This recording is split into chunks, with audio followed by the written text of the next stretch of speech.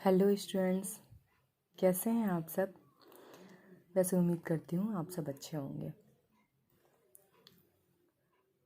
जैसा कि हमने आपको आव्यू के कुछ वीडियोस बना के आपको दिया है तथा बालाजी की बुक का हमने एक्सरसाइज 4.1 के क्वेश्चन भी सॉल्व कराए हैं। अब हम उसी को कंटिन्यू करते हुए एक्सरसाइज 4.2 के लिए कुछ टॉपिक को एक्सप्लेन करने के बाद से एक्सरसाइज 4.2 के को भी सॉल्व कराएंगे। यहाँ पे हम देखते हैं कि आव्यूहों का गुणनफल हम कैसे करते हैं, मल्टीप्लिकेशन ऑफ मैट्रिक्स क्या होता है। सबसे पहले इसके लिए हम क्या करेंगे, दो आव्यूह लेंगे ए और बी। दो आव्यूह ए और बी इस प्रकार लेंगे कि उसमें आव्यूह ए में जो स्तंभों की संख्या हो वो आव्यूह बी के पंक्तियों की संख्या के बराबर हो। पहले तो हम ये जानेंगे कि किन किन आव्यूह का हम मल्टीप्लिकेशन कर सकते हैं। मल्टीप्लिकेशन करने के लिए हमको आव्यूह ए के स्तंभ की संख्या आव्यूह बी के पंक्तियों की संख्या के बराबर होनी चाहिए। जैसे कि हम यहाँ एग्जाम्पल में देखते हैं कि ए इस प्रकार का आव्यूह है कि वो उसका कोटि जो है वो 3x3 का है और बी इस प्रकार का आव्यूह है, उसका ऑर्डर जो है वो 3x2 का है। अब ए में हम देखते हैं कि इसमें कितने कॉलम हैं, 1 2 3, ठीक है। और बी में हम देखते हैं इसमें कितने रो हैं, 1 2 और ये 3। इसका मतलब आव्यूह ए के स्तंभों की संख्या आव्यूह बी के पंक्तियों की संख्या की क्या है, बराबर है। अब हम आप लोग को मल्टीप्लिकेशन का तरीका बताएंगे। इसके लिए हम क्या करेंगे, सबसे पहले आव्यूह ए जो है उसको उसके सबसे पहले रो को लेंगे जिसको हम R1 बोलते हैं। सबसे पहले रो को लेंगे और मल्टीप्लाई करेंगे दूसरे आव्यूह के सबसे पहले कॉलम में, और फिर रखने का जो तरीका होगा वो हमारा क्या होगा, रो में होगा, ठीक है। जैसे कि हम यहाँ देखें कि अगर R1 का पहला मेंबर एलिमेंट 1 है और C1 का पहला एलिमेंट 4 है तो 1 का 4 से मल्टीप्लाई किया हमने, फिर प्लस करके फिर R1 का दूसरा मेंबर हम 0 है और C1 का दूसरा मेंबर यहाँ 2 है तो 0 का 2 से मल्टीप्लाई किया। इसी प्रकार R1 का तीसरा मेंबर 5 है और C1 का तीसरा मेंबर 5 है तो 5 का 5 से मल्टीप्लाई किया। इसी को आगे भी कंटिन्यू करेंगे। फिर से हम R1 को ही हम C2 से मल्टीप्लाई करेंगे और उसको किस में रखेंगे, रो में रखेंगे। हमने पहले पूरे मेंबर को किस में रखा, रो का पहला मेंबर हुआ, और फिर इसी को पहले रो में ही हम रखेंगे। फिर 1 का हम C2 के पहले मेंबर से मल्टीप्लाई यानी -1 में करेंगे, फिर 0 का हम -2 में करेंगे, फिर 5 का हम किस में करेंगे, 3 में करेंगे। इस प्रकार R1 का कॉलम C1 C2 में दोनों में लगातार मल्टीप्लाई हो चुका है। इस प्रकार जो बनने वाला मैट्रिक्स है उसका R1 कंप्लीट हो गया। अब हम दोबारा क्या करेंगे, जो R2 है उसके पहले मेंबर का C1 के पहले मेंबर से मल्टीप्लाई यानी -1 का मल्टीप्लाई अब हम 4 से करेंगे, फिर 2 का हम 2 से करेंगे और 4 का हम 5 से करेंगे। सेम ऐसे ही यहाँ पे भी ऐसे करेंगे, -1 का मल्टीप्लाई हम -1 से करेंगे, 2 का मल्टीप्लाई हम -2 के साथ करेंगे और 4 का मल्टीप्लाई हम यहाँ पे 3 के साथ करेंगे। इस प्रकार यहाँ पे क्या हुआ, R2 कंप्लीट हो गया। ठीक इसी तरह आगे भी कंटिन्यू करते टाइम हम R3 का मल्टीप्लाई कंटिन्यू C1 C2 से करेंगे।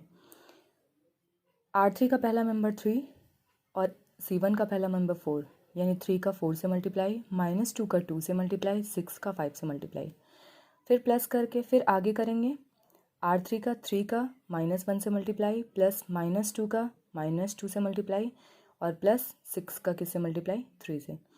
अब ये जो मुझे मैट्रिक्स मिला इसको हम सॉल्व कर लेते हैं। सॉल्व करने के बाद से चूँकि हम इन सारे एलिमेंट्स को प्लस प्लस करके रखे हैं, फिर हम यहाँ पे क्या हमें मिलता है, ये 29 हुआ, इसको सॉल्व करके रखे यहाँ 14, यहाँ इसको सॉल्व किए 20 और यहाँ ये 9 और यहाँ 38 और ये 19। यानी अब जो हमें मैट्रिक्स मिला है वो 3x2 का है, मतलब इसमें 3 रो हैं और 2 कॉलम हैं। इस प्रकार हम दो मैट्रिक्स का मल्टीप्लिकेशन यहाँ सीख रहे हैं। अब हम अगला एक टॉपिक बताना चाहते हैं आपको, इकाई या तत्समक आव्यूह क्या होता है, यूनिट या आइडेंटिटी मैट्रिक्स क्या होता है। जिस आव्यूह के मुख्य विकर्ण प्रिंसिपल डायगोनल जो होते हैं वो उसके सारे के सारे एलिमेंट्स क्या हों, 1 हों, और बाकी सारे के सारे बचे हुए एलिमेंट्स क्या हों, 0 हों, तो ऐसे मैट्रिक्स को हम क्या बोलते हैं, यूनिट या आइडेंटिटी मैट्रिक्स बोलते हैं। इसे आई से डिनोट करते हैं। कभी कभी आप क्वेश्चन सॉल्व करेंगे तो आपको बहुत सारे ऐसे क्वेश्चन मिलेंगे जिसमें आई लिखा रहेगा, तो वहाँ आप तुरंत समझ जाइएगा, जैसा क्वेश्चन रहेगा उसके अकॉर्डिंग आप मैट्रिक्स सेलेक्ट करेंगे। जैसे कि क्वेश्चन में अगर 2x2 के मैट्रिक्स के मेंबर दिए होंगे तो उस हिसाब से आप क्या करेंगे, वहाँ पे अगर आई लिखा है और मल्टीप्लिकेशन दिया है तो वहाँ पे आप 2x2 का ही आई लेंगे, मतलब आइडेंटिटी मैट्रिक्स लेंगे। जैसे कि यहाँ एग्जांपल में हम देखें 1, इसके डायगोनल एलिमेंट 1 1 है और बाकी बचे हुए एलिमेंट 0 0 हैं। ये 2x2 का एक मैट्रिक्स हो गया। बाकी हम यहाँ पे देखें इसके डायगोनल एलिमेंट सारे के सारे क्या हैं, 1 हैं, और बाकी बचे हुए जो एलिमेंट्स हैं वो क्या हैं, 0 0 हैं। तो ये 3x3 का मैट्रिक्स हुआ।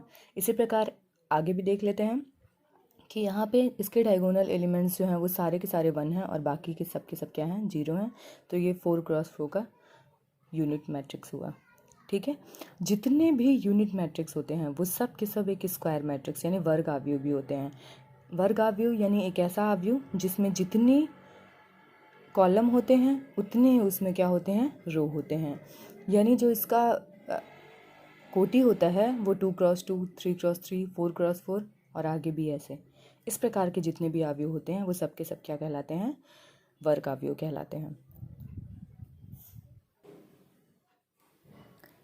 अब हम आते हैं एक्सरसाइज सॉल्व करने के लिए। एक्सरसाइज सॉल्व करने के लिए एक्सरसाइज 4.2 का हम पहला नंबर क्वेश्चन देखते हैं। कह रहा है बताओ कि क्या निम्नलिखित आव्यूह गुणनफल के अनुरूप है या नहीं। मतलब इसमें आपको ये बताना है कि ये जो आव्यूह है वो क्या है, उसका मल्टीप्लिकेशन पॉसिबल है या नहीं है। जैसे कि एक इसमें आव्यूह पहला a इज इक्वल टू दिया है आपका ये, और b इज इक्वल टू ये दिया है। तो इसके लिए सबसे पहले हमको ये चेक करना पड़ेगा कि कोई भी आव्यूह का गुणनफल पॉसिबल है या नहीं। उसके लिए देखना पड़ेगा कि मैट्रिक्स a में जो कॉलम है वो मैट्रिक्स b के रो के बराबर हैं या नहीं। मैट्रिक्स a में अगर हम कॉलम देखें तो कितने हैं, 1 2, और मैट्रिक्स b में अगर हम रो देखें तो कितने हैं, 1 और ये 2। यानी अगर हम इसमें ये देखें कि इसके कॉलम इसके रो के बराबर हैं तो हमें ये मिलेगा कि हाँ इसके भी 2 रो कॉलम हैं और इसके भी 2 रो हैं।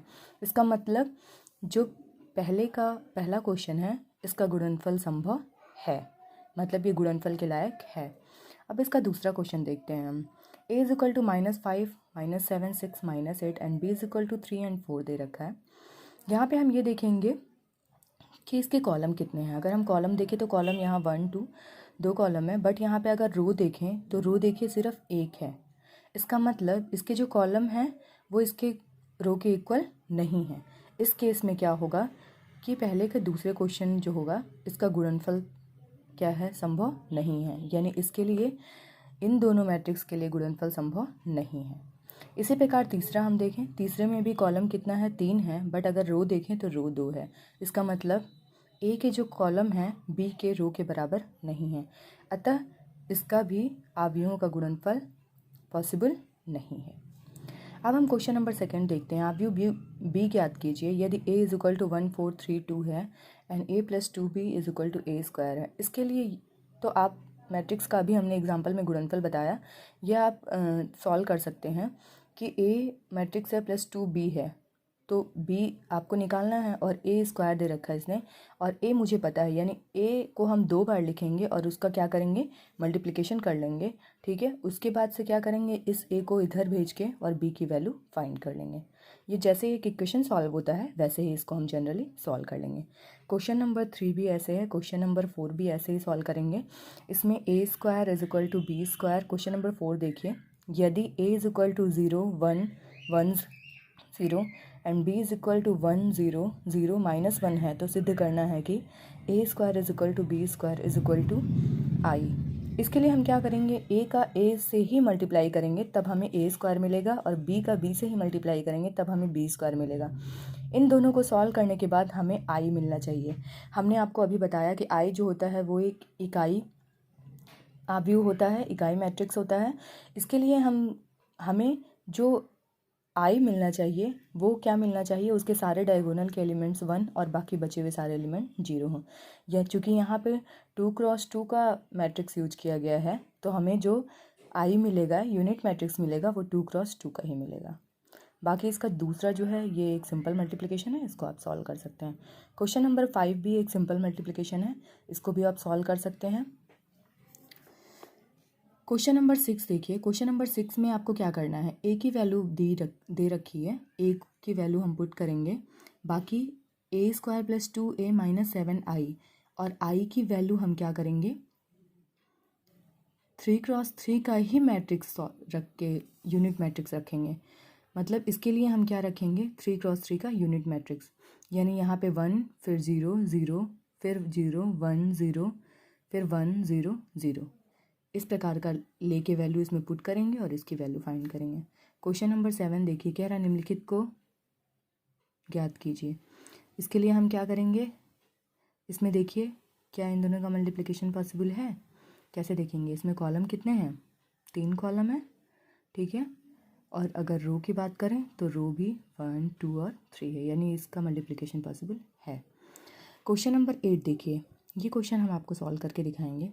यदि θ - φ = π/2 है तो सिद्ध करना है कि cos² θ, cos θ sin θ, cos θ sin θ, sin square θ, फिर इसी प्रकार cos square phi, cos phi sin phi, cos phi sin phi, sin square phi = 0। यानी हम इसका LHS पार्ट लेके सॉल्व करेंगे और हम देखेंगे RHS में हमारा 0 आ रहा है या नहीं। चलिए हम इसको देखते हैं। यहाँ पे देखते हैं क्वेश्चन नंबर 4, एक्सरसाइज 4.2 का क्वेश्चन नंबर 8। यहाँ पे हम देखते हैं इसमें दिया क्या है कि θ - φ की वैल्यू इसमें दे रखी है π/2, जो कि पहले से दिया है, और हमें इतना = 0 प्रूफ करना है। इसके लिए हम इसका LHS लेके चलेंगे। LHS जब लेके चलेंगे तो क्या करेंगे कि रो का पहले मैट्रिक्स का रो उठाएंगे और दूसरे मैट्रिक्स के पहले कॉलम से मल्टीप्लाई करेंगे, यानी cos square θ, cos square phi, फिर प्लस करके फिर इसका दूसरा मेंबर cos θ sin θ, फिर इसका दूसरा member cos phi sin phi, फिर क्या करेंगे, फिर पहले रो का ही दूसरे कॉलम से मल्टीप्लाई करेंगे, यानी cos θ और फिर क्या cos phi sin phi plus cos θ sin θ sin square phi. इसी प्रकार हम क्या करेंगे, दूसरे रो का पहले कॉलम से फिर से मल्टीप्लाई करेंगे, यानी cos θ sin θ और इसका पहला मेंबर cos स्क्वायर फाई, फिर प्लस करके sin square θ cos phi sin phi. इसी प्रकार दूसरे रो का दूसरे कॉलम से करेंगे, cos θ sin cos phi sin θ sin phi plus sin square θ sin square phi.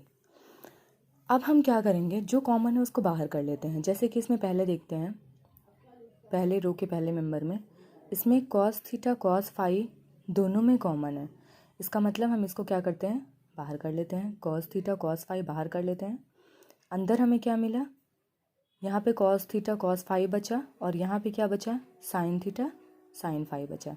इसी प्रकार इसमें भी देखते हैं, इसमें भी cos θ sin फाई कॉमन करते हैं, तो cos θ cos phi plus sin θ sin phi.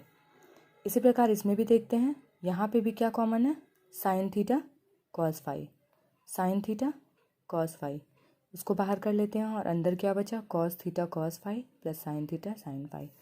इसी प्रकार लास्ट एलिमेंट में देख लेते हैं, इसमें भी क्या कॉमन है, सब में यहाँ भी sin θ sin फाई है और यहाँ भी sin θ sin फाई है। sin θ sin फाई को कॉमन करते हैं, जो बचा हुआ उसको अंदर रहने देते हैं। अब देखिए जो अंदर के मेंबर हैं वो एक फार्मूला आपका क्रिएट कर रहा है, cos A cos B plus sin A sin B, यानी cos A माइनस बी का फार्मूला ये बन जा रहा है। यानी इस केस में हमको क्या मिल गया, cos θ माइनस फाई। इसी प्रकार दूसरे एलिमेंट में भी cos θ माइनस फाई, तीसरे में भी cos θ माइनस फाई और चौथे में भी cos θ माइनस फाई। अब चूँकि जो दिया हुआ है वैल्यू वो θ माइनस फाई = π/2 दिया है, इस वैल्यू को उठा के इसमें पुट कर देंगे। देखिए क्वेश्चन सॉल्व करते टाइम हमको इस चीज़ का हमेशा ध्यान रखना चाहिए कि जो दिया हो, अगर कुछ दिया है तो ज़रूर उसका कहीं ना कहीं यूज है। इस प्रकार जब भी सॉल्व करें तो ऐसा बनाने की कोशिश करें कि उसका हम वहाँ पे यूज कर पाएँ ताकि क्वेश्चन आगे सॉल्व हो पाए। इसके लिए हम theta minus five is equal to pi by two हम इसमें पुट करते हैं सब में। अब हमें क्या मिलेगा, चूँकि कॉस 90 की वैल्यू जो होती है वो 0 होती है, इसलिए पहला एलिमेंट भी 0 हो गया, दूसरा भी 0 हो गया, तीसरा भी 0 और चौथा भी 0। इस प्रकार हमें जो मेंबर मिला वो क्या मिल गया, एक शून्य आव्यूह मिल गया।